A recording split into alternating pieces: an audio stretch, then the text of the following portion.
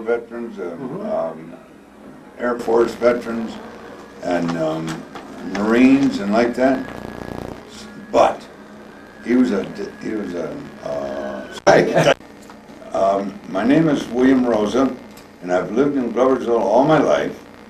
And on the day of Pearl Harbor, I was sitting in my chair reading a Sunday newspaper, and all of a sudden on the radio, they said that Pearl Harbor was bombed.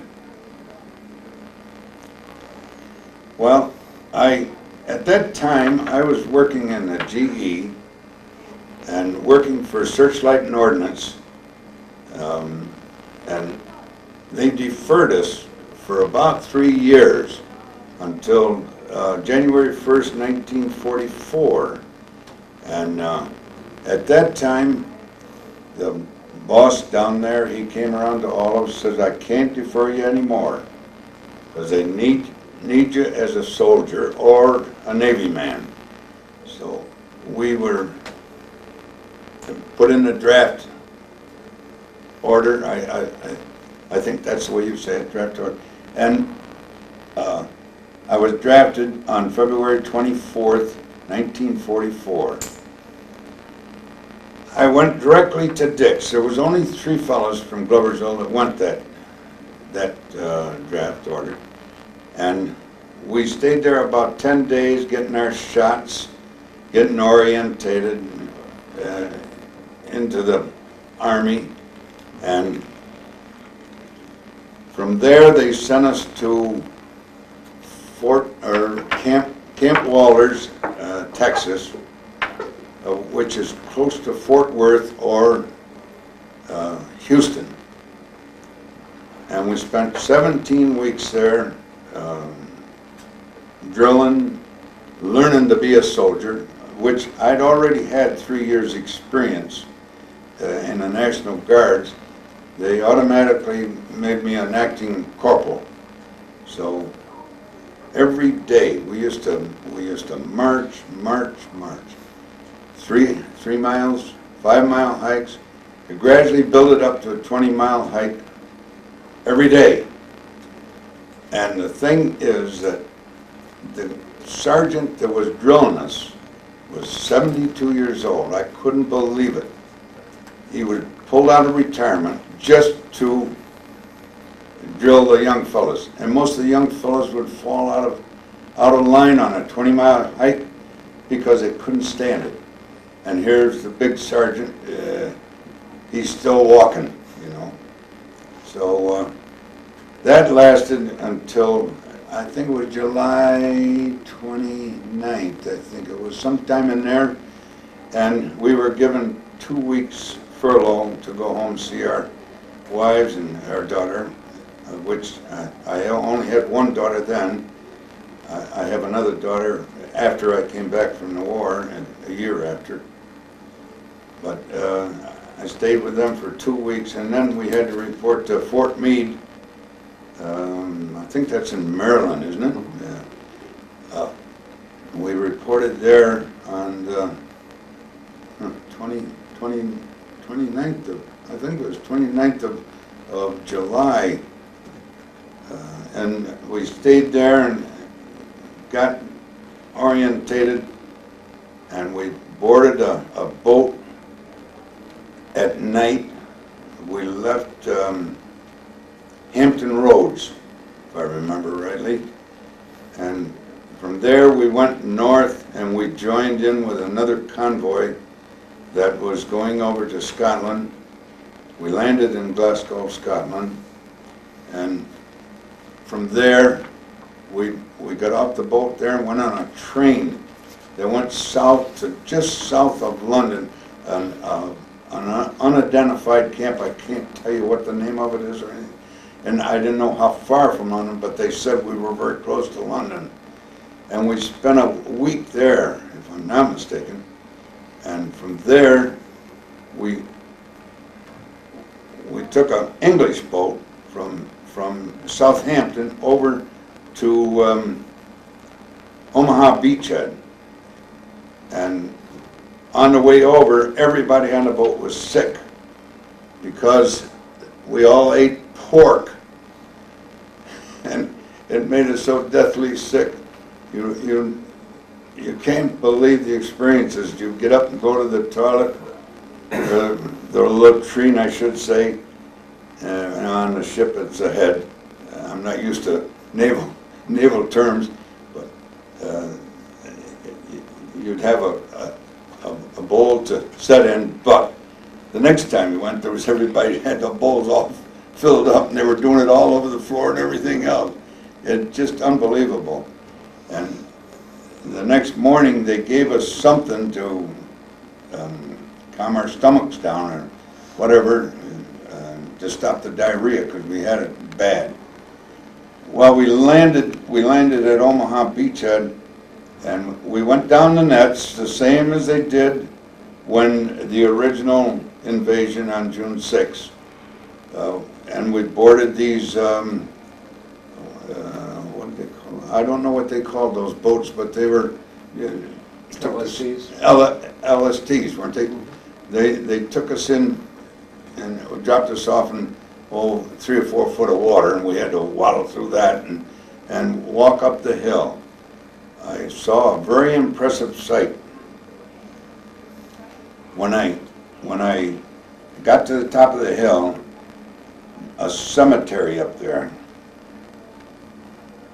It looked like it went forever. White crosses. It was very impressive.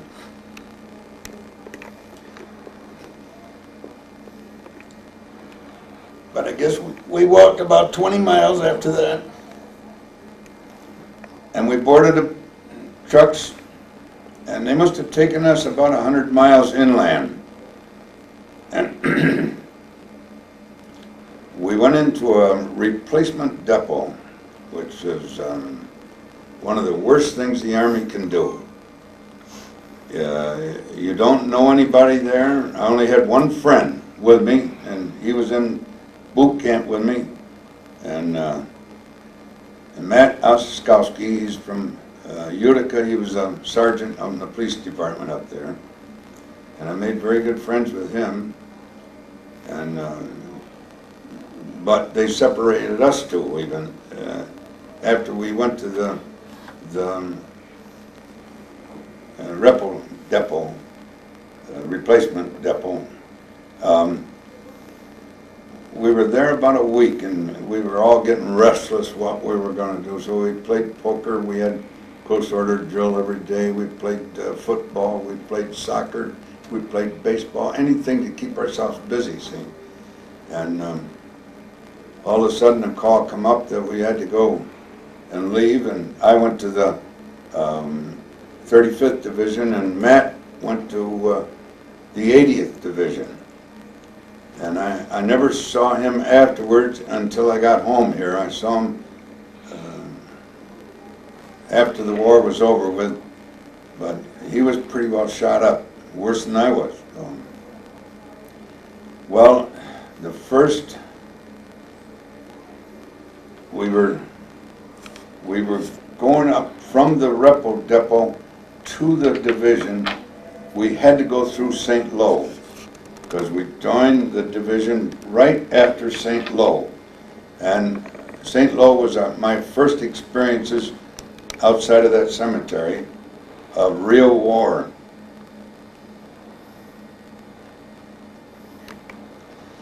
The entire city was bombed right to the ground, and fires were all over. And the reason why the 35th Division had to have replacements was they lost a lot of men there in St. Lo. And so I was one of the replacement. We must have been maybe 5 miles beyond St. Lo towards Nancy, France. And we went on to, and we walked into Nancy, France. We liberated it. There was not a shot fired or anything. It just, we walked into Nancy, France, and as we're walking along, marching, we were marching four abreast And hanging from the streetlight poles were women. They were hung there with their heads all shaved. We saw at least 6 of them hanging from streetlight poles as we walked along. And I didn't find out till afterwards, once I got to know my sergeant, which was very little. He was the one that told us that they were fraternizing with the Germans, and French people did that to them. So after we left Nancy, we saw our first initial fire from the enemy, and they bombarded us all night long. We had to dig our slit trenches. That's the first time I dug a slit trench over there. And I just laid down in my slit trench, put my helmet over my head, and I said, so be it. If I get hit, I get hit. That's all. And that's the way I felt. But luckily, I didn't get hit that night. And then we moved on for about a mile or so, and then all of a sudden we were pinned down by sniper fire. And Lieutenant, I don't even know where he was. He could have been 500 yards back, yelling for somebody to go up there and get that sniper. And everybody says, if you want to get him yourself. We're not going to stick our heads out. So, because he was picking everybody off one at a time. See? So somebody did get him, and we moved on. And we moved up into the German trenches. The German trenches were of a snake dug. They were crooked, and you couldn't see around the corner. There could be anybody in those trenches, and you wouldn't know it. And we were in there, and then they started to shell those trenches. Well, apparently they were very careful, because we captured 3 Germans that were in the trenches, and we sent them back. There was free French with us, and we sent them back with them, and they took them back, and maybe 10 minutes later we heard a burst of fire, and they're back. So they couldn't have taken them all the way back. I think they shot them back away. So, but we didn't want to go back with them, because the sergeant says, we've only got just a few of us here. So from there, they started to pick us off one at a time, because they were up in a wooded area just above us, and they could look down into our trenches and see. If we didn't have our head below the level of the ground, they could see every one of us, and they picked off 3 or 4 of them. And then finally the sergeant says, keep your heads down, all of you. As he rose up to say that, he got shot right in the temple, and he was standing right next to me. And at that time they were rolling these here little hand grenades down the hill. And one of them got me in the arm and got me in the leg. How it got me in the leg, I don't know, but it got me. And after the sergeant was killed, I yelled to the fellows, I said, well, what are we going to do? How we know? None of us have got any experience. We're all beginners. There wasn't an experienced man there except the sergeant. So we didn't know what to do. So one of the fellows said, well, rather than get picked off and get killed, let's surrender. So I said, all right, if you all agree on it, we'll do it. Otherwise, we won't do it. So they all agreed. So there was 6 of us left out of our squad, see? And so we surrendered. All of a sudden, the minute we surrendered, 3 other German soldiers popped up in the trench. They had been hiding around the snake, you know. And so they took us out of the trenches, took us back to a command post, and they interrogated us there. And one of the fellows said to the German who could speak English, we've got a sergeant back there and a couple other fellows that are dead, and can we at least bury him? And he said, sure, we'll let you go back and get him and bury him. So we did that. There's 4 or 5 of us went back and we dug, well, not too big a hole, but just enough to cover him up and cover the dirt over him anyway, and put a rifle, and then put his dog tags on the rifle. So they allowed us to do that. So, say 5 hours later, after we finished burying all the soldiers, we got on a truck and we went back. I would say 20, 25, 30 miles, something like that. It could have been 50 miles. It was my first experience of riding on a truck that was operated with wood chips. Apparently, they locked in gasoline there. And it was a real experience. And a lot of times on our way back through, we had to stop. The truck had to stop to pick up extra chips so it could feed they have 2 little boilers, one on each side, right in the front back of the cab, see?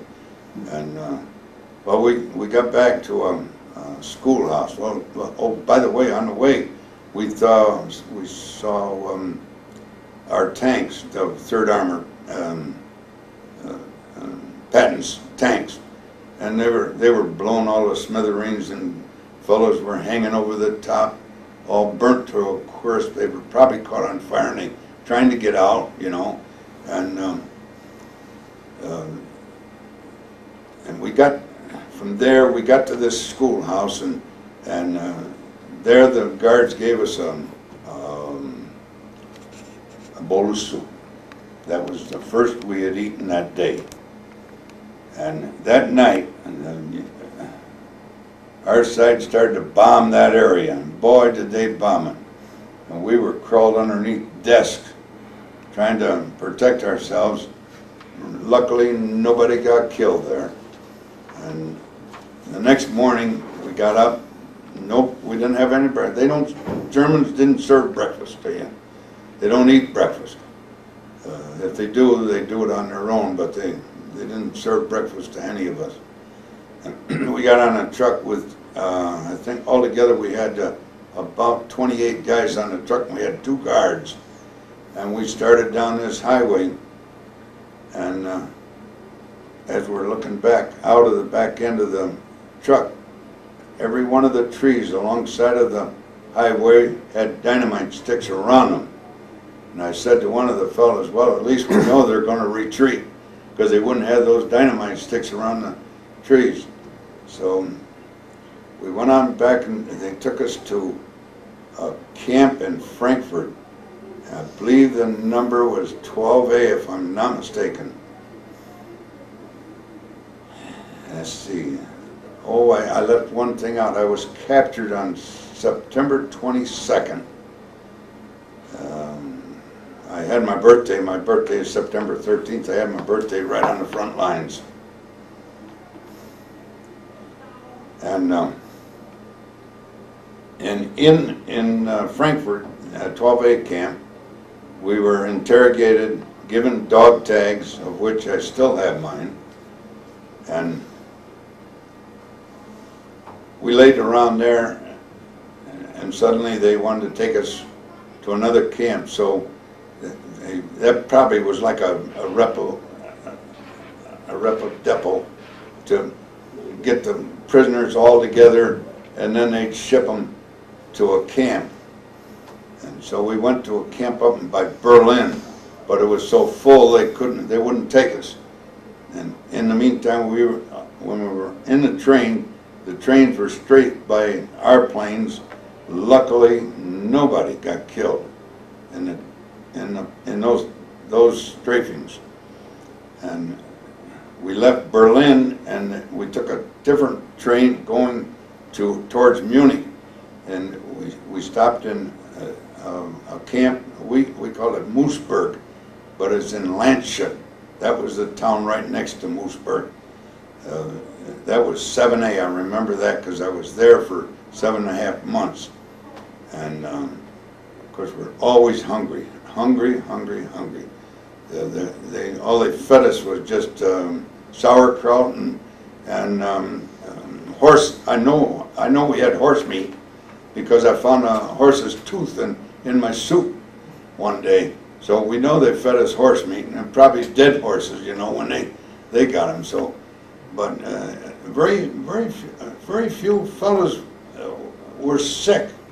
You know what I mean? Where they needed to go to a hospital or anything like that. The Germans, in one way, in the camps, they treated us the best that they could. They only had so much food themselves.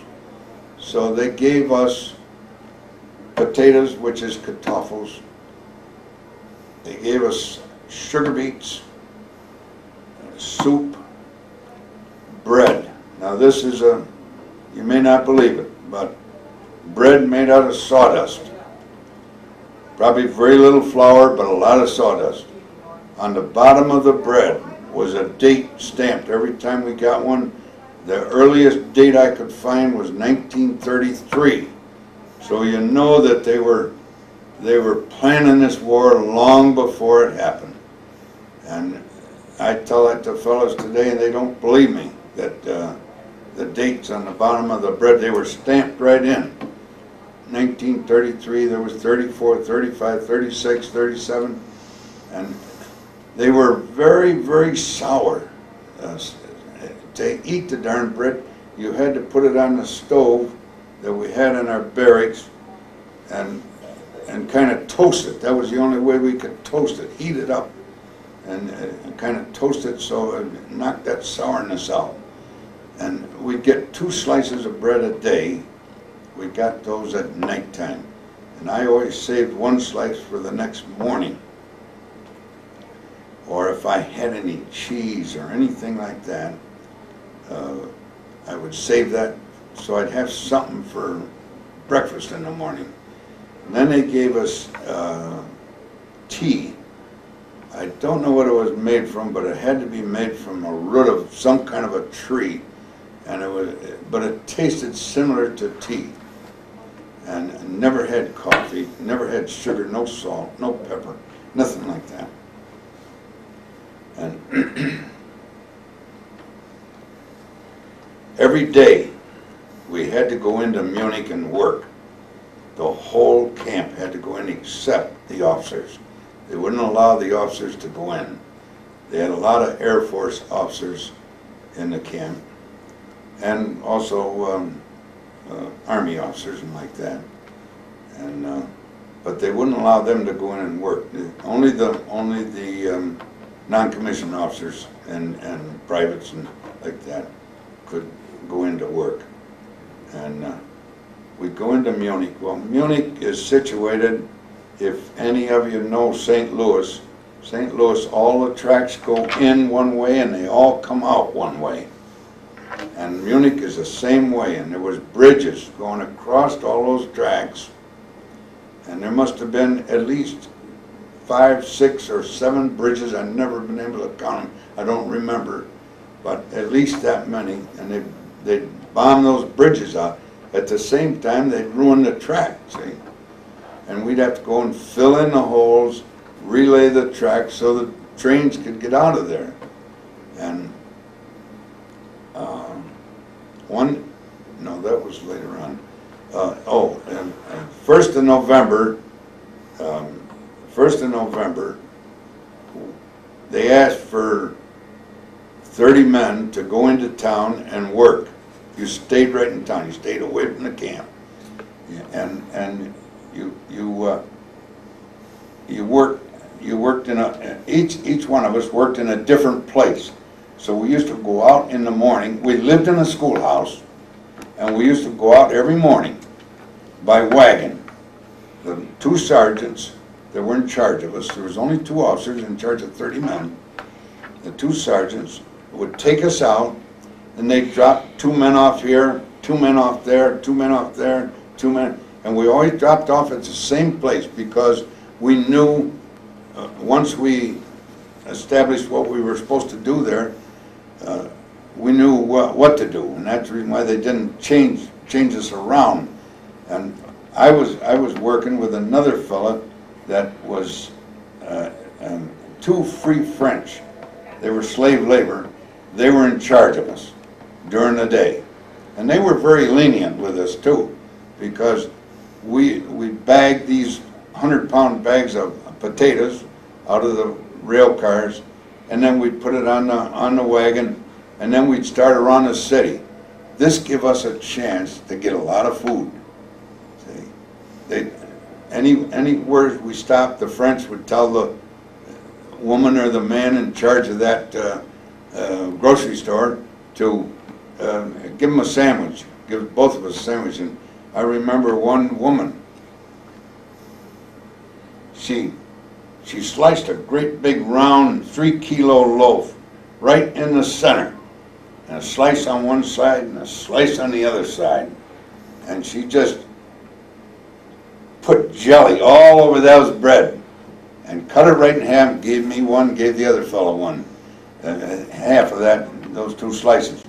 And every time we went there, she always give us that. She must have made the gel herself, because it tasted like homemade, see. And so we got well, and then we go over. We had to go to a bar room, and I don't know. They must have had a restaurant there, because we delivered potatoes there, and the fellows, the Free French, would say to us, "You want a beer?" "Yeah, we'll take a beer." And it cost us 10 pfennigs for a glass of beer. And we'd sit down there, and there's all prisoners sitting all around you, you know. And then there was no German customers, it was all prisoners, Free French and like that. And we'd have a beer, but that's all we could have was one. See? And then we'd go back to work, and we'd work the afternoon. And then about 5 o'clock, the wagon would come and pick us up. Well, one night, lo and behold, you can't believe this, they didn't pick us up. We didn't know where we lived even in Munich. The Free French didn't know where we lived. The Free French went up in the tower where the switchmen were, and they asked them if they knew where we lived. And they told them something in German, because I didn't hear it. So the Free French put us on a trolley and told the trolley conductor to let us off on a certain corner. We didn't know where we were going, and tell us where to go. So we're standing up in the front of the trolley, and here's people partying like we would home here when the trolleys used to run here. You know, you stand up, you giggle and tea, and some of them had a little booze into them like that. But it was men and ladies, you know, together. So when we come to that corner, the conductor let us off. He said, "Now you walk up there 1 block and just turn left, and there's where the school is." And so when we walked in the school, the sergeant, where were you guys? "We were there, you didn't pick us up. You didn't pick us up. We didn't know where the hell the school was." He says, "Well, we'll have to get more acquainted with the school, and I'll have to take you around here and show you the environment then." And so, well, this continued for 30 days. Well, on Thanksgiving Day, the sergeant said to me, he says, "How would you boys like to have a keg of beer for Thanksgiving?" Oh, we love it. There, we were getting pretty good meals. I don't know how these sergeants did it, but they were feeding us good. And they wanted to know if we wanted some beer. We said yes. "Well, it's going to cost you 10 marks. Well, we had money on us. We had money on us because the woman pays us. We were being paid every day that we worked, and they gave us so much to work. So we managed to scrounge up 10 marks among the 30 guys. We brought, the sergeant asked me, the sergeant he came to me that night after he had told us that we could have beer. He came to me that night, and this was later on in the evening when it was dark, and he had a wagon. He says, "Bring another fellow with you, and we'll go down and get the beer." So we went down a little narrow street. It was darker as hell, and like going into the speakeasy. district. He knocked on the door and a woman opened a slide and he said something to her and she opened it right up. And he introduced us to the woman, said they'd like to have a keg of beer. And she says, certainly, as long as they got the money to pay for it. So we paid for it and we carried the beer out, put it in the wagon, and we dragged the wagon back to the schoolhouse. And we set it up. Each man got one canteen full of beer. And let me tell you something, they were all smashed. Because none of them had had any beer except the fellow and myself from the French that I know of. See? And we really had a ball that night. See? And of course, Thanksgiving was the next day, but we still had to go into work on Thanksgiving, didn't matter. We had to work every day. And then December 1st, we were sent back to camp 7A in Moosburg, and 30 other fellows took our place. They didn't dare leave us there too long because you learn the ropes too much, and you could escape from Germany very easily if you had enough cigarettes. You had to have cigarettes to get out of Germany. You couldn't get out otherwise. And one fellow who spoke German very good, he took 8 fellows out of Germany with 2 cartons of cigarettes, marched them out of Germany, just marched them, plainly marched them right out of Germany. And every time, they were still in their prisoners' clothes, see, because we all had a prisoner marked on the back of us, see, and they were stopped by German officers, and they were questioned, and he'd answer them back. I'm marking them to a detail, he'd tell them, and like that. Well, anyway, how I know this is because he sent a card back to us in our camp, and it was read to the whole group that they were. Of course, we were punished because they escaped. See, so, but that was an unusual situation there. Well, January 1st came. Christmas was another day. Christmas was another. We did celebrate Christmas by getting an old shrub tree. Didn't have any needles on it. No, it was just branches sticking out, and we took old tin cans and we cut little curlicues, hang it on the tree to make it look like Christmas. Took toothpaste that we used to get in our Red Cross parcels, and we'd put in there, squeeze it on the tree in different places to make it look like there was ornaments on the tree. But the meal was the same: sauerkraut for supper, 2 slices of bread, and sometimes they'd serve you a hunk of cheese, because there was a cheese factory right near us there in Moosburg. In fact, there is a Moosburg cheese, and I don't know. I don't know whether it's in this country or not, but I've seen that word Moosburg on a cheese package. Whether it was at that time or not, I don't know. I see I've forgotten a lot of details that I can't remember, and whether I try to keep them out of my mind or what, or when I first come home, I might have shut them out of my mind. And I tried to rethink the whole deal while I was a prisoner. So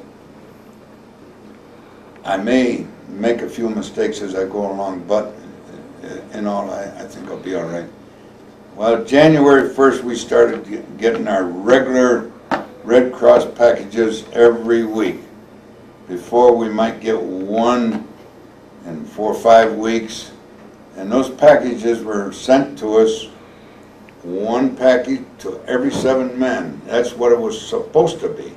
But 7 men had to share 1 package. So you can imagine dividing up 7 shares of that 1 package. The package is about a foot wide, foot square, and maybe 8 inches high. And it contained Spam, which is a staple, and liver paste, which is good for your bones, good for your body. Toilet paper, which is a necessity. You don't realize it until you get in a prison camp like that. They don't furnish you with rolls of toilet paper. You had to wipe your rear end with whatever you had. Sometimes it was cloth or rags or whatever. So then there was cigarettes. Always cigarettes came in it. See? And there was about 12 cigarettes. You couldn't divide 12 cigarettes up among 7 fellows. You had to cut them to share them, to make sure each man got his share. There you either shared or else, you know. And there was bread, white bread. How they got that in there, I don't know, but it was white bread, and it was only a small loaf. But we had never seen white bread since we was a prisoner, and that was very unusual. We had one prisoner that had malaria, and he couldn't eat anything but white bread. So what we used to do was share our bread with him, and he'd give us his bread. Because when we went into town, we could get bread easy. It was easy to get bread. I'll mention that later on. And so, but there was other things in the parcel. I just can't remember, the cans of this, cans of that, and like that. And but it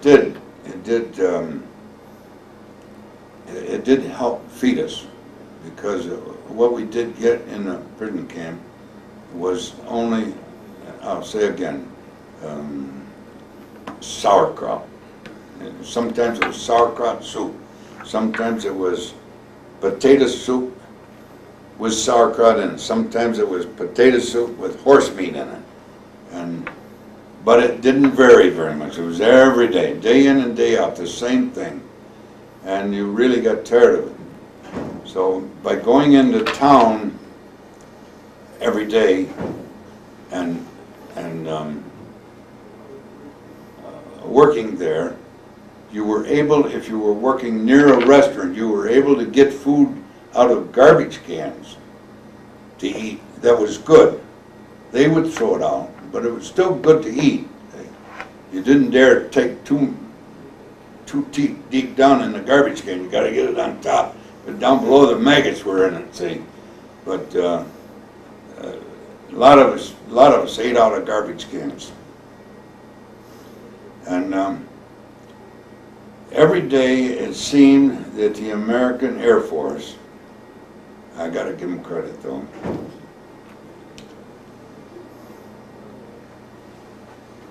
they would bomb us right at 12 o'clock. Every day. And every day we had to rush to these air raid shelters. And some of them were very deep, 20 feet down. And some of them were shallow. Well, this one day the guard said, "Come on, there's an air raid." Well, we heard it anyway on the siren. And we went to this one shelter, started to go in, and one of the people inside, "There's no room for anybody else in here. You can't come in here." So we went on down a couple of blocks to another shelter, and we got into that one. And then all clear was sounded. So coming back to where we were working, we went by the air raid shelter that was bombed. A direct hit right on that, and everybody got killed in that shelter. And we really live with the angels.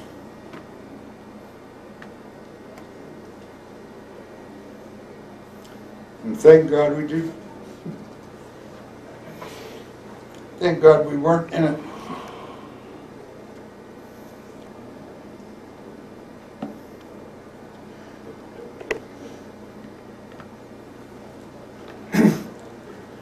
So we went back on our job, filling in these holes. Sometimes these holes are 20 feet in diameter, and we might have 100 men standing around, and we all had shovels. Dig the dirt, throw it in. Dig the dirt, throw it in. Once we got it filled, we'd relay the track and lay the I forget what they call them, the logs. Ties. The ties. We'd relay the ties and spike the track down, and then that was good till it was bombed out again.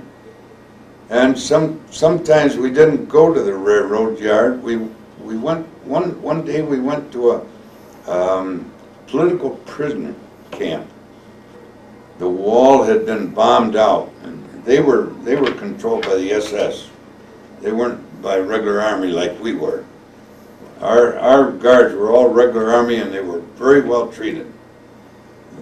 In fact, I can say this: the guard that was in charge of our barracks, he was a prisoner of war of the English and the First World War, so you can see how old he was.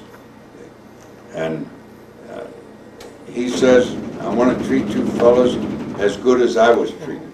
Okay, go ahead. I want to treat you fellas as good as I was treated. Stop it. They sent us this one day to a political prisoners camp, which they weren't Jewish. They were real political prisoners, and their wall had been bombed out because they lived like prisoners do in the United States, behind a wall, and they couldn't get out. It was impossible for them to get out, and so we had to re-mortar the wall up again, and we did everything. We were a jack of all trades, really, and we had cigarettes in our pockets that were little butts, maybe that long. You never threw away a cigarette that long, never threw it away. And one of the fellows tossed one over the wall to the political prisoners. 20 of them dived after that cigarette, almost killing themselves to get it. So the rest of the fellows threw more cigarettes over to them. And we did feel sorry for them because they were all skin and bones. They were, I don't know whether anybody has ever seen, well, I think a lot of people have seen the death camps where they threw those bodies into the ditches. There were none but skin and bones. Well, that's what they looked like, exactly. But they were walking. They were walking. So they were still alive. But it wouldn't take very much to kill them. See? And see, from there, let's see. We noticed one day we started to get prisoners in. New prisoners. Yeah, new prisoners. We started to get new prisoners in our camp, and we found out that it was the Battle of the Bulge. They were all coming from the Battle of the Bulge, and we had heard about a German offensive way back in Thanksgiving. Back on Thanksgiving Day, we heard that when we were working in Munich. We heard it either through the sergeants that were in charge of us that the Germans were going to have an offensive there in Holland or somewheres up in that area in northern France, and these prisoners started to come back. And first it was only 1, 2, or 3, but then they started to come in hundreds, and finally our camp went to a total of 50,000 captured Americans and British too. We had British soldiers in our camp, and I guess the camp commandant he used to assemble us every single night after we come back from the work party, and he talked to us. No, he would talk to a fellow from New Zealand who knew 7 fluent languages. And he would talk to each group as if he was one of them, and what the orders were of the day and all that stuff, and what we could do and what we couldn't do. And this one day, he said, I'm going to have to send out a lot of you older fellas, and we'll leave the newcomers here. But we're going to send you fellas out tomorrow morning, so be prepared to get all your belongings together, which we didn't have very much. And so we started out in the morning walking and walking and walking. I bet you we walked 20 or 30 miles. It had to be anywhere from 10 below or to 20 below, 15 below, somewhere's in that neighborhood. And we walked. And the longer we walked, the more we threw away of our stuff. It was just getting heavier and heavier all the time. So I threw away a book which was given to me by the YMCA. That's another organization that they furnished us with volleyballs, soccer balls, footballs in the camp so that we could have an activity when we were free. And they gave us a book so that we could jot down names and addresses of different ones, friends that we met. And I foolishly threw away my book because I had every single name of every person that was in my barracks. And the barracks was 3 high, but I can't tell you how long that barracks was. But it had to be at least 50 foot long. And they put the bunks right next to one another. You only had room just to get out, and that's all. So, and we, in between the stove, we had the stove in between half the barracks, halfway, so they could use it and we could use it on the other end. So now I'm getting off track of myself. Okay, so now you're down near Austria? No, I wanted to say, we boarded a train somewheres, I don't know where, but it wasn't near a city, wasn't near any railroad depot or anything. It was like right out in the middle of a field. We boarded this boxcar train, and we rode, and then we'd have to stop, and they'd put us on a site. We weren't priority. Other trains went by, you know. And so once we were starting to be straight, and the engineer stopped the train, and he told the guards, get everybody out the train, because they were straightening us crossways. They were going right across the train. Instead of going the length of the train, they went across the train. P-38s. On each side of the track, there was a big gully. And when the plane would come from the freight car's side over, we stayed close to the freight car in the gully, laid flat. Then when it come the other way, we'd run over to the other side and stay flat. We kept doing that back and forth. Nobody got shot, not a soul. Not a soul got shot. And we had to do this probably 3 or 4 times. And one time, they run the length of the train, strafing us, and I think two of the soldiers got shot at that time. That isn't even in there in my remarks, because I felt it was getting too long anyway. So, well, anyway, after we finally got to this camp, it was down in St. Johann, Austria. It's, I think it was about 30 miles past Strasbourg. And Hitler's camp was up on top of the mountain right near us, because some of the fellows had to work up there, and when it was being bombed, they had to go up there and work. We worked down on the tracks in this little town that I swear all it had was a railroad station, and right next to the railroad station was the tracks. Next to that was a dam, and next to the dam was a powerhouse. And we used to try to fill in these tracks with dirt and relay the tracks. That day there was an air raid sounded, and the guard said to us, said, "Now, we have no air raid shelters here. The only place you're got to go up on the mountain. And the mountains were like the Catskills are, or the Alps. It just goes almost straight up. And we'd go up, I would say 1,000 feet, 1,500 feet. And we'd sit there on the side of the mountain, spread out, over the mountain, we'd spread out. And the planes would come in, these bombers, B-24s, would come in. You could see them open their doors.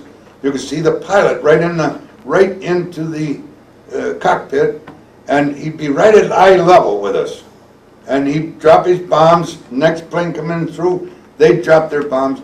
They'd get the powerhouse. They'd get the dam. They broke the dam one day there. Some days they couldn't. They missed the dam, but they knocked the powerhouse out again. See, but I had to give those guys credit.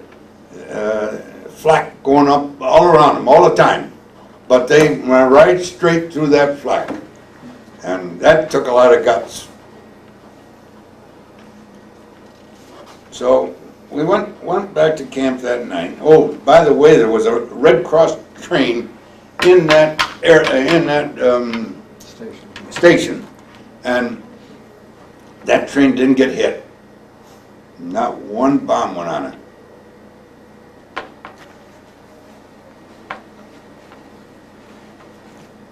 So after that, we went back when it was time for us to quit working. We went back to camp and around there, and we have a nice sunny day. We didn't work like on a Sunday there, and we'd sit around out in the compound. We called it compounds. And in this camp, they had French, they had Italians. I don't know what the Italians were doing there because they were on their side. But they had Italians, they had Indians from India, and they were all in separate compounds in this camp. And the Americans, the British, and all the officers were put together. They couldn't get out at all. The officers, they wouldn't let the officers out at all. And we used to have a cat. This is one little story I want to tell you, that we had a cat around there. And everybody liked the cat, and all of a sudden the cat come up missing. Lo and behold, the French got it.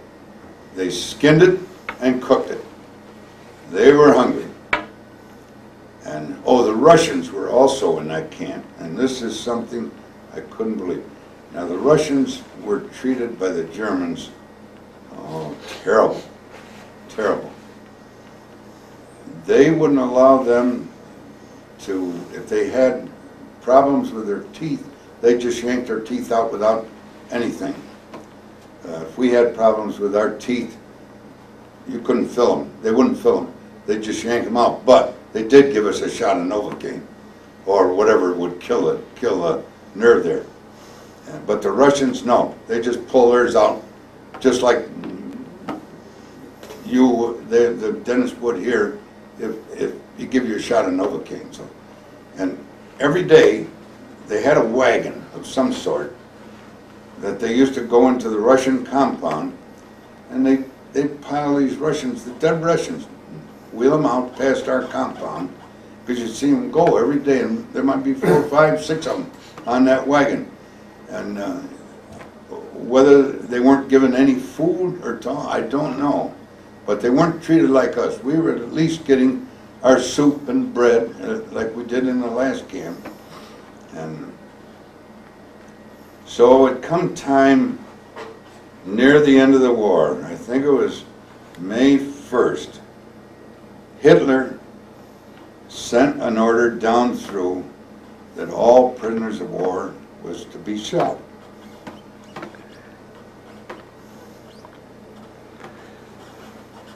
And thank goodness our Commandant was an old German, and he wouldn't do it. He disobeyed the order. And the next morning, they were all gone. All the guards were gone. Absolutely. We had nobody to control us. And if you ever had 25, 30,000 boys, men, without control. What a chaos it was. Terrible. We all broke out of camp. We knew there was a garrison right near us. We all headed for that garrison. And we broke into one of the rooms in the cellar of that. Bags of sugar. Oh, I can't tell you how many bags of sugar. The boys just ripped open the bags, let the sugar flow on the floor. They took off their shoes and socks, what socks they had left. And they'd waddle just waddle in it, crawl in it. They'd roll around in that sugar. They just couldn't get close enough to it. And we filled our pockets full of sugar, and we took a 100-pound bag back, threw it in a truck we had stolen. It was a truck with the doors open in the back. We had stolen a truck, and that was gas fed. I don't know where they got the gas for that, but it was gas fed. And we stole a motorcycle. One of the boys stole a motorcycle. We drove that up into the van, and we stole a 50 caliber machine gun and put that in the back end of the van in case something happened. See, we went back into camp, and that night the fellows were, hey, I kind of got back.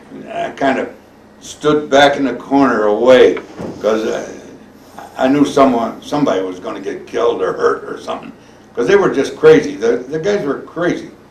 And the next morning, the 101st Airborne dropped in on us, and then they seemed to control and seemed to have some sort of control over the camp.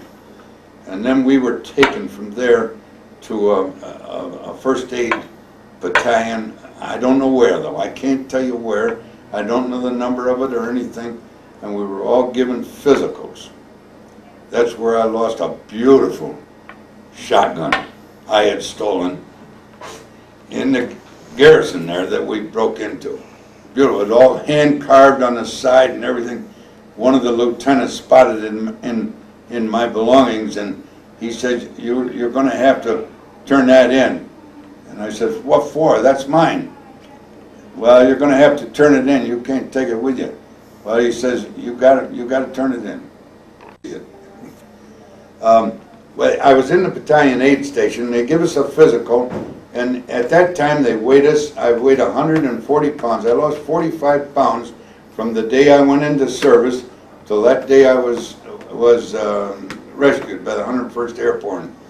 And I also, they detected pneumonia in my lungs, and they must have given me something because they didn't separate me from the rest of the fellas, and I went with the trucks right into Paris. They took all us. Before we were put on the trucks, they deloused us, and they gave us new clothing, which our old clothing was just nothing but rags. That's all. And then we were put on trucks and taken to Paris, and we had a 3-day furlough in Paris. And we saw some of the sights there. From there, we jumped on a plane, C-47. And it was foggier than heck. And all of us, I was sitting up in the co-pilot seat. I only had one pilot. There was several planes, and they took us all to Le Havre. And on the way, I said to the pilot, I says, how can you follow? How do you know where you're going? See that little red light on the end of that tail of that little plane? I follow that guy. If he goes in the ditch, I go in the ditch. So he says, that's the only way. You haven't got no navigator or nothing, have you? He says, no, that's the only way I can navigate, by the tail of that other plane. So we landed in Le Havre, and there we round there for about a week. Then we boarded a ship and went back to Newport News, Virginia, or Hampton Roads. We landed at Hampton Roads, and then we went to Fort Meade. From Fort Meade to Fort Dix. From Fort Dix, we were given a 90-day furlough with a real good 2 weeks with our wives at Lake Placid, which we enjoyed. most of us were all prisoners up there that were there, and all we did was drink, drink, drink. Drink and dance and drink some more. But we did have a good time with our wives. And they did try to have classes of rehabilitation to get us back into civilian life. And those were morning classes, afternoons we were with our wives. We had separate cottages in the Lake Placid Club, which is still standing up there. And from there, I reported back to Camp Shanks, and I was in Camp Shanks a week before anybody knew I was even there. It's funny, but that was the story. And we'd go into town every single day, and we'd get a boatload of soldiers coming back and ship them up. We'd train them up to Camp Shanks and make sure they got a bed and what toilet articles they needed, anything they needed, and have a good steak dinner for themselves. And then sometimes I used to take the men into New York. They'd never seen New York City. You don't realize New York City has been missed by many, many soldiers until they came back from the war. And they all wanted to see New York City. I used to take them around New York City. They just paid my expenses, that's all, and bought me beer and like that. But they were colonels and majors and captains and like that. They're the ones that, you know, could afford to go to New York like that. So, but from there I was released under point system, 105 points at Fort Dix, and I come on home, and I had a hard time adjusting to civilian life because I drank terrible. And finally I said to myself, I'm going to lose my family.